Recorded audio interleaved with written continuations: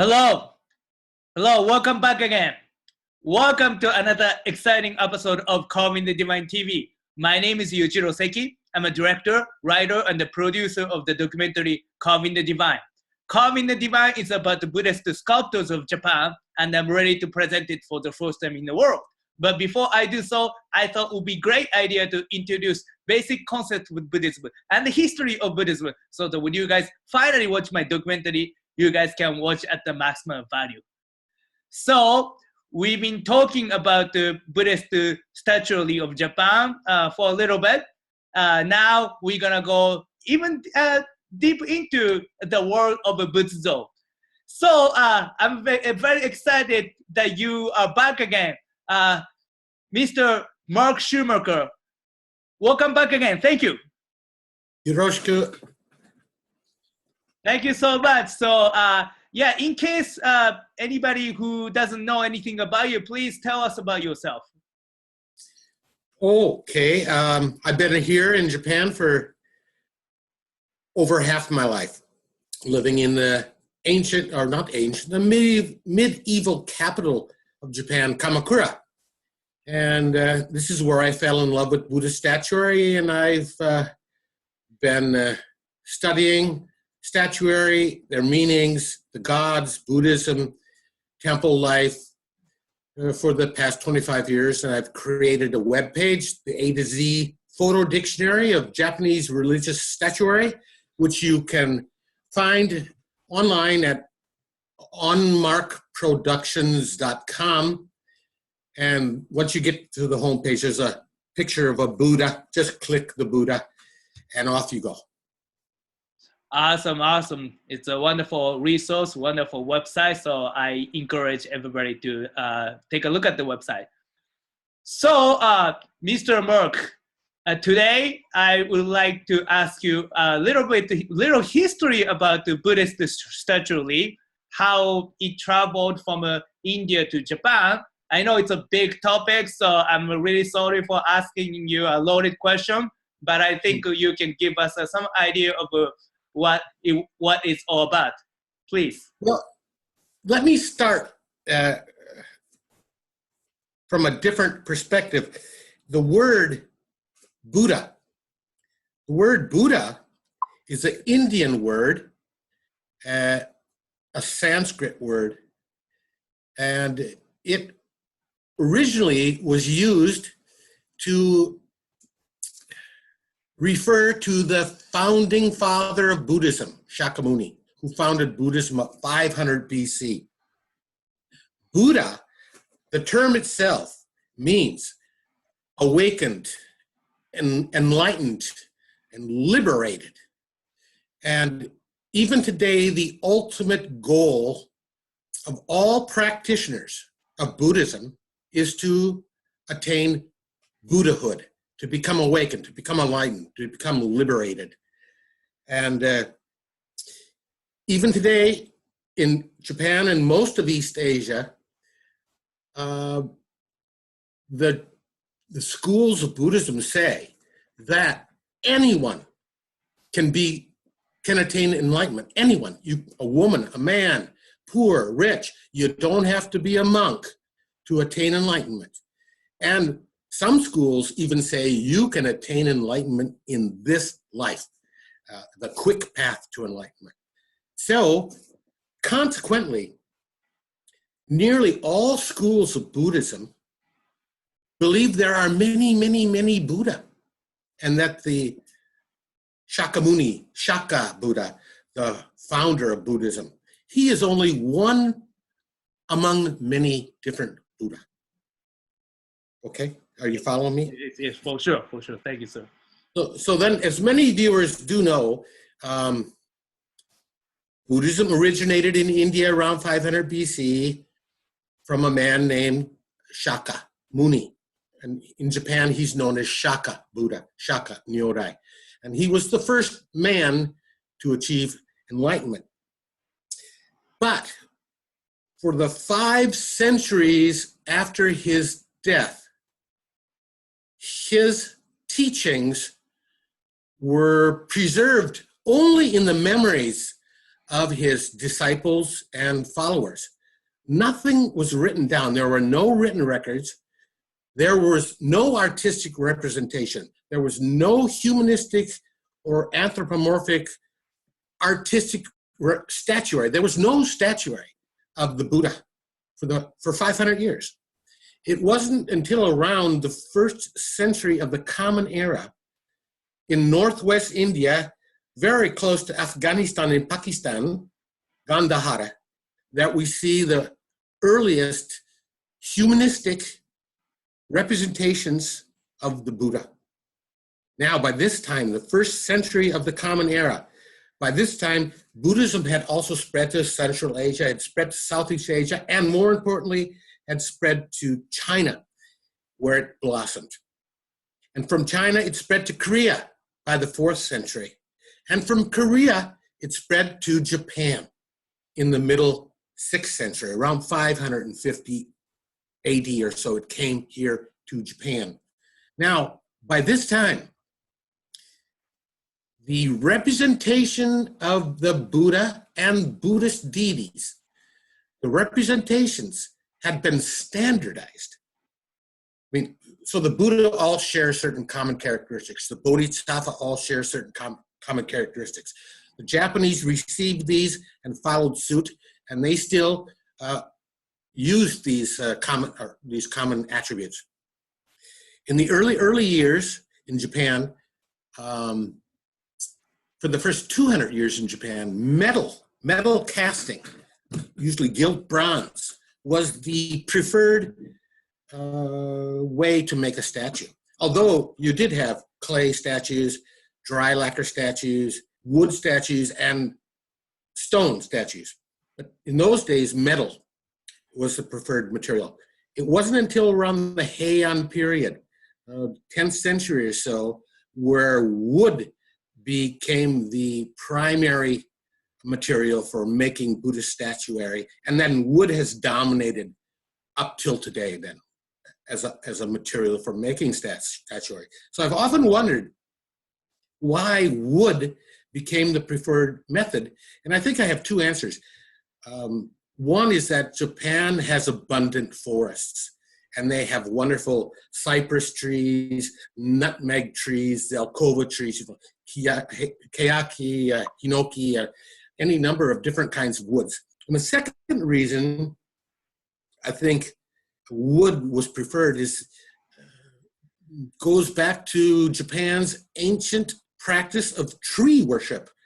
You know, for the longest time, the Japanese have revered trees as the home of their own indigenous kami, their own indigenous gods. So I think those are two probable reasons why wood dominates in the world of Buddhist statuary. Now, just as a rule of thumb, let's take a look at some of the shared characteristics among the Buddha class, and then we'll take a look at shared characteristics among the Bodhisattva class. So the Buddha, of course, this is a piece that I bought in Cambodia. This is from the Buddha class, the highest level of spiritual consciousness in Buddhism, the goal of all practitioners. Nearly all Buddhas you can identify easily. They have this spiked hair. In Japan, it's more of a spiral curl, not spiked. They have a lump on the top of their head, a bump of knowledge, I call it, all-knowing. They have a third eye, all-seeing. And they also say that from the third eye issues the light that illuminates the universe. They also have elongated ears, all-hearing, all-seeing, all-knowing. Then another common characteristic by which we can identify a Buddha is the hand gestures, the mudras. And I'm going to show you another little guy here. I don't know if you can see it well. But here, this is a Buddha, Amida Buddha. He's got the curly hair, the lump of knowledge, the third eye. He's got the elongated ears. And maybe you can see it here. He's got a characteristic hand gesture. It's like this. which is the welcome to my paradise hand gesture. Now, a lot of Buddhas have special hand gestures as well. So if you know the hand gestures, you can more than often identify the statue very quickly. Shakyamuni, the historical Buddha, the founder of Buddhism, has this fear not mudra.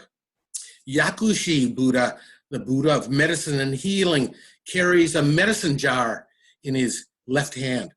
Dainichi Nyorai, the cosmic Buddha, the Sun Buddha, has a very interesting hand gesture.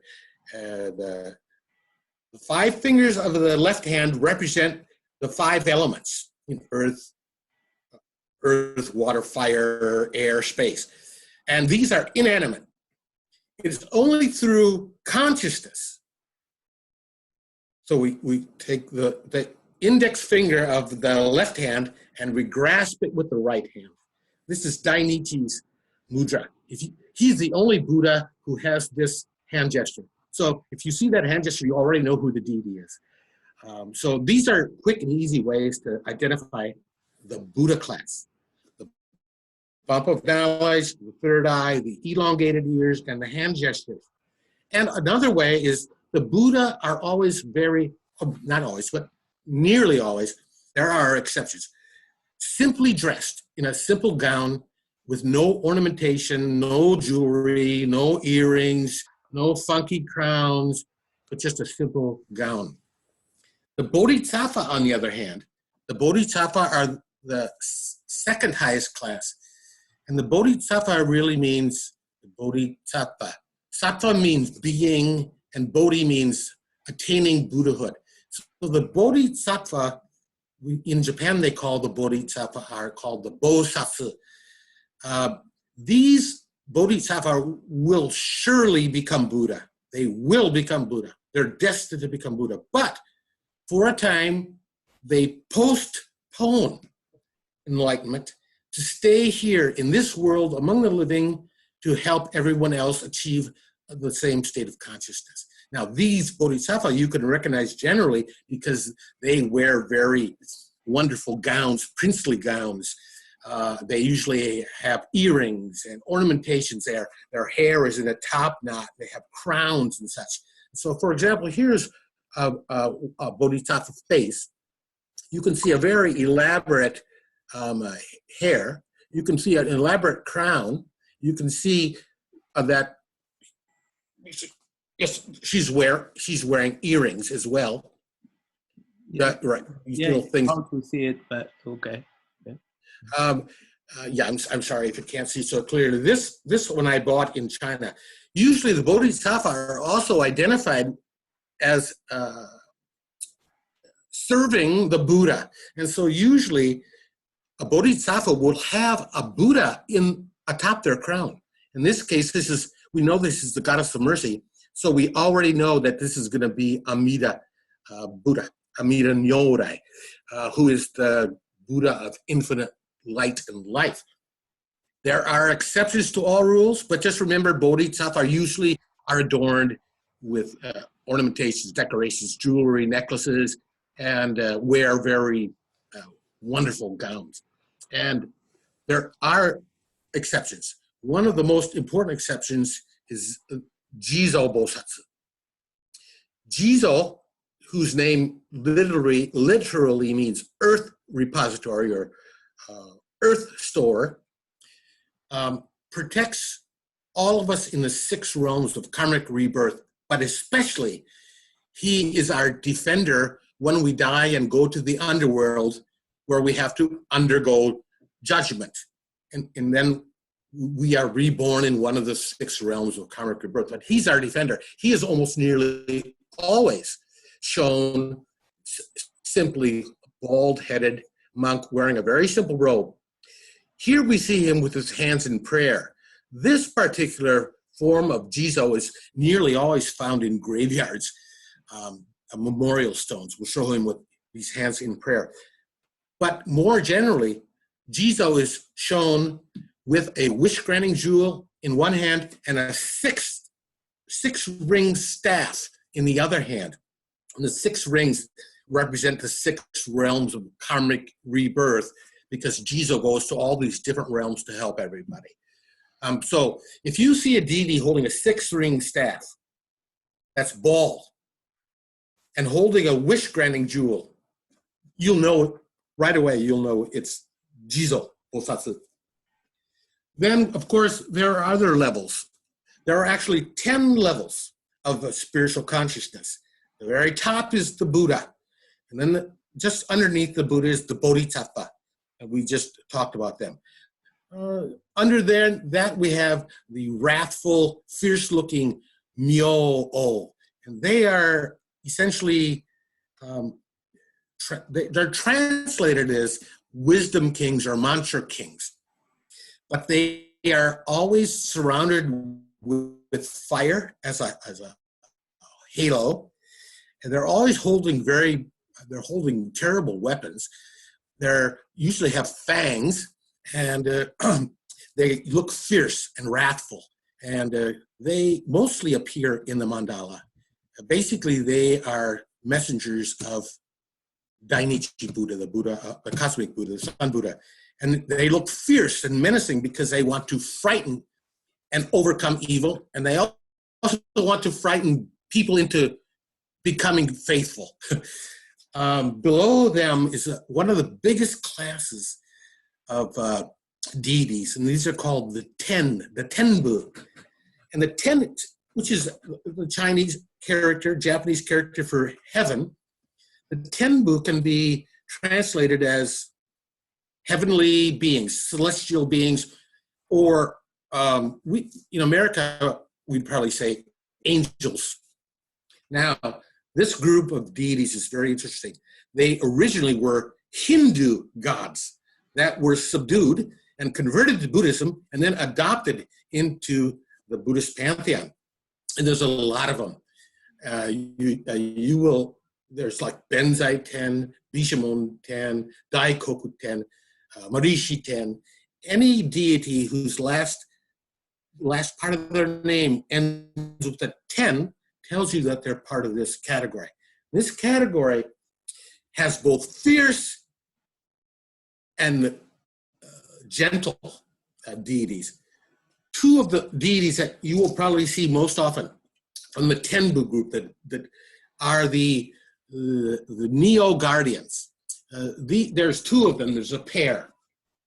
They're a pair. One has its mouth open, one has its mouth closed. They nearly always stand guard outside the temple. They stand on the left and the right of the temple gate as you go into the temple, one with mouth open, one with mouth closed. They represent Alpha and Omega. They represent all polarity, up, down, black, white, male, female, birth, death. And very interesting is Agyo. His name is Agyo. See how fierce he looks? Agyo. This is representing birth, because when we are born, it's Wah! And when we die, this guy's name is Ungyo. His mouth is closed. That's the last sound that you hear. So they represent birth and death. However, more interestingly, the first sound in the Japanese syllabary is ah, and the very last sound in the Japanese syllabary is In Sanskrit, the very first sound in the Sanskrit syllabary is ah, and the very last syllable is That's why we have the holy word om. It's supposed to represent a to ah to So in Sanskrit, it's om. In Japan, it's om, isn't it? That's a question for you. In Japan, om. I think it's om. And in Sanskrit, it's am. But anyway, that's just a very interesting sidelight. I really like these 2 guys. 2 of the greatest representations of these 2 are down in Nara at Todaiji. They were made by Unke. And if you ever in Nara, you definitely want to go to see these guys. Then underneath that, you have any number of, we're talking about the Tenbu, they can be militaristic, like the guy we showed before. Usually at temples, there's a central deity in the middle of the temple, and this deity is surrounded by 4 guardian deities, one for the north, south, east, and west. And they stand atop demons. There's a little, I don't know if you can see that, there's a little demon there. So, because they subdue evil, and they protect all 4 directions. So the Tenbu, who originally were Hindu deities, are a huge class. There's hundreds of them. They generally appear most frequently in the mandala art form. So that kind of wraps it up. There's too much information, but there are certain common characteristics of each class that help you to identify. The Buddhas, the Lampanala's third eye, elongated ears, and the hand gesture. The Bodhisattva, princely dress, decorations, jewelry, fancy hair, possible crowns. The Myo-o, the wrathful faces, the fangs, the fire, and the weapons. And then the Tenbu. The Tenbu are harder to remember because they came from the Hindu pantheon, and there's so many of them. So that basically wraps it up, unless you have questions. In Japanese, Buddha is Myo-o, right? I think. Nyorai. Nyorai. Oh, yeah. Nyorai. Right. No, what am I thinking? So Nyorai. So Nyorai is this is the term that the historical Buddha himself, he called himself a Tathagata. That's a Sanskrit word, Tathagata, which was then translated Nyorai, right, by the Chinese. And the pronunciation in Japan is Nyorai. It's a very strange, it's a very difficult concept to explain, but Nyorai, Tathagata, is another word for Buddha. And it means coming from the origin or returning to the origin. Coming from the source, returning to the source. Thus come, thus gone. All of those concepts are part of the word Nyorai. Nyorai, just remember, Nyorai is the Japanese way of saying Tathagata, and Tathagata is just another way of saying Buddha. Okay? Yeah. Bodhisattva, again, is a Sanskrit term translated into Chinese, and the Japanese pronunciation of Bodhisattva is Bosatsu. So like I think the reason why that I wanted, that I got confused between Nyorai and Myo-o is I wanted to ask you Myo-o as well. So Myo-o is wisdom king, but in English, but I just in Japanese, when I see Japanese and when I see English, it just don't really makes a lot of sense, that translation. So I was wondering if you have want to say something like that. Essentially they're luminescent kings. Right. They're linked to fire, which is the burning away of all desire. And they usually hold a sword, which is the cutting through of cutting ignorance. So the burning away of desire is the fire hail. The sword is the cutting away of ignorance. And then the king of that group, of the Myo-o, is Fudo Myo-o. He's the king of that group. He also holds a rope, and that rope through which he binds up evil. And this group of deities are manifestations of Dainichi, Nyorai, Dainichi Buddha, who is the central deity of the Shingon school and the Tendai school. And he's the central deity of the mandala. So these Myo-o, these luminescent kings, let's translate it that way, luminescent kings, because of the fire. That makes sense more, yes. They are represented most often in the mandala, and they surround and protect Dainichi, and they are his manifestations. Great. Thank you so much. I think we have a plenty of information to digest tonight. So yeah, thank you so much for that. So yeah, if you guys think this information is useful, please make sure to follow me on Twitter and Instagram, and like me on my Facebook, and of course subscribe this YouTube channel, because that's how we do it in the 21st century. And Mr. Mark and I are doing that together. Thank you so much. Thank you. Thank you so much. So I'll talk to you next time.